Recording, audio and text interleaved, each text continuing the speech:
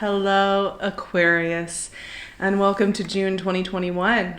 And the reading for this eclipse season, this Mercury retrograde, which as some of you may know already, I'm not a big fan of fear-mongering around transits like this. It's really useless. I think quite the opposite. It can prime us to feel more stress and more subconscious distress than is necessary. So this is a powerful integration month, and in the name of being authentic and honest, because I feel like I can do that with you, Aquarius, I am coming at you with these readings. I don't even know how I'm doing them this month. It's crazy. I'm processing some old traumas at the moment.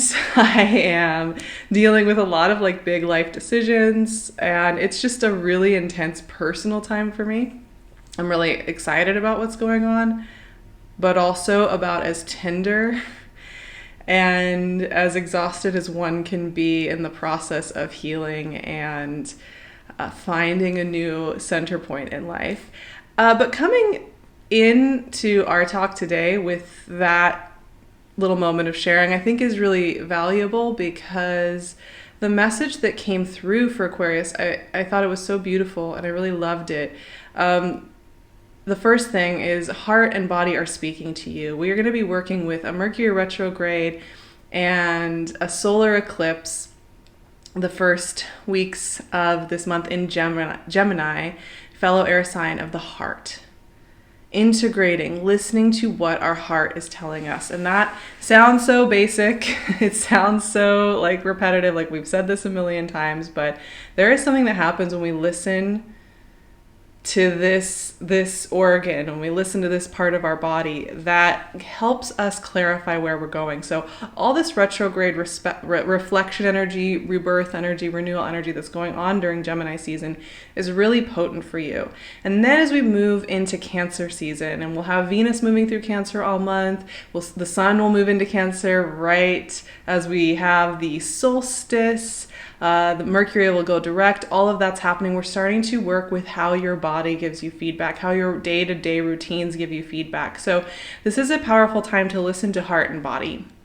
The other note that came out for you guys is that a true life will ask for a different kind of courage. It asks for a ton of courage, actually, to live a really true life. It's the kind of courage where you feel like you are naked at all times, and having to just solve problems you've never solved before, ask questions you never asked before, but also a true life will feel clear and easy, and your body won't feel like it's in turmoil or paranoia or stress all the time. And that's just something to kind of mull over. I've been thinking about that a lot, how, following your path, we often think that, if I'm just on my path, then I won't ever need to use courage because I'll just be on the right path. But I think what it does is actually amplifies our exposure of our hearts, which courage, the root of that word coeur is a French word and probably Latin, I don't know, for heart. So that message came loud and clear, and I think this Gemini season is going to be amplifying the Aquarian heart energy. We also have Neptune and Jupiter going retrograde in Pisces, your neighboring sign, in your second house of self-love, money, self-value, self-respect. So there's a lot of integration going on in the month of June. There's a lot of looking for the gems and the gold and the truth and the answers from deep within, as the doorway through which we move through the world. So it's not necessarily about non-movement or stasis in June by any stretch of the imagination. It's a very dynamic, movement-oriented month. But in order for it to feel like it's sustaining us, we're going to have to listen via internal wisdom. That quiet, soft, loving voice is going to have to be the primary lens. Four of Swords. Right away, we're getting the nap card. Four of Swords to me is just a very meditative card. It's taking those quiet moments and making sure you're integrating what needs to be integrated. Forward motion for me is being able to sit still and hear. right? Five of Pentacles. That's really interesting to me. It's like I was just saying, Neptune and Jupiter in Pisces are going retrograde in a place for you in this neighboring energy that has to do with where we feel scared, where we feel locked out, where we feel our body tense, and where we feel like we're going places. Two of Swords. In our minds, in our actions that feel like self-betrayal, and where we feel like we're not worthy of peace, right? Such a powerful card. It's one of those cards. I've grappled with Five of Pentacles so much in my life, so it's something that I see. I feel like I've dived into that card on a personal level so many times, what it represents, an Eight of Wands. Okay, so this is really interesting because we kind of go through this internal, very deep internal little odyssey where we're listening, right? Like all of these cards are saying, ooh, there is something really important to listen to inside.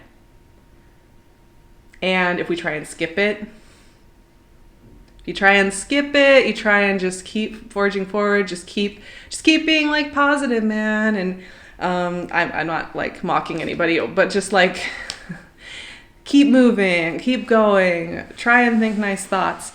There's something inside of you that's calling for your attention, and it doesn't necessarily have to do with maybe like looking at some dark part of yourself, but it could have to do with just something simple. Like if you don't feel like worthy of peace, if you don't feel good about like something that you're forcing yourself to say yes to, these are places you're going to want to listen. Because what I'm seeing here, it's like, this is such an interesting combo because it's kind of this feeling like when you sit down and you meditate and you haven't meditated for a while and you have something that comes up right away and it like just keeps circling and you're trying to observe it. And it's this thing that you know you need to address, right? It's like whether that be that you've noticed your self-talk has been a lot about not being worthy, things feeling really bad, you never really feeling at home in yourself, whatever the self-talk may be, whether it's, a relationship that's not feeling quite right, or a feeling of kind of being on a path that doesn't quite click with you, whatever comes up, that's just needing to be listened to and just heard, just seen and heard, acknowledged. That's it. Now, it's also interesting because there is this Two of Swords, which is kind of like when you are on a path and there's a fork in the road, right? You have a decision to make in life and you don't know which road to take. And it's stressing you out. Is this the right path for me? Is it not the right path for me? Maybe it should be. Maybe I need to master myself and I just need to master my mind enough to appreciate this path that I'm supposed to want to be on. Maybe I just need to be more self-contained. Maybe I just need to be less attached, and then I can make myself want this path, whatever the case may be, right? The Two of Swords for me is a very useful card because it stops you from making a decision and forces you to sit and listen. So if you're having a decision to make, or you're having a series of choices, because this can also just be about the minute choices we make in the day. It doesn't always have to be about the big forks in the road. It can be about whether or not we want to go have that picnic with our friend Sharon. And if we're tired and we feel like we're supposed to want to go, but we also want to rest, whatever. Like a lot of the energy in June for you is actually going to be about the smaller choices. Listen to your body.